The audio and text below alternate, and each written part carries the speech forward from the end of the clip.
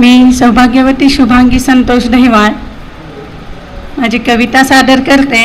माझ्या कवितेचं शीर्षक आहे आईचे हळवे मन। लागता थेच पायी लेकराच्या तोंडून आई ग निघे सूर।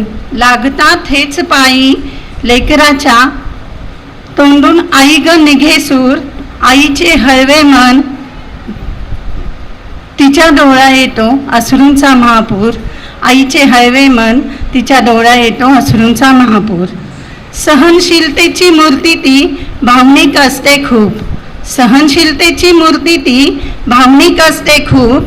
साधं राहणीमान तिचं आईचं सोज्वळ रूप। परिस्थिती कशीही असू दे ती पाहते लेकराचे सुख। परिस्थिती कशीही असू दे ती पाहते लेकराचे सुख। त्याला भरविता मुखी घास उपाशी ती सदा हसतमुख। उपाशी ती सदा हसतमुख। आईचे हळवे मन करण्या लागत नाही दुसरे काही।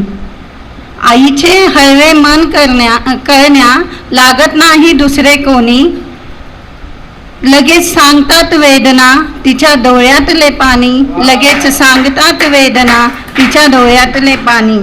ती असते करुणेची मूर्ती तिच्यामुळेच जीवनाला स्फूर्ती। ती असते करुणेची मूर्ती तिच्यामुळेच जीवनाला स्फूर्ती।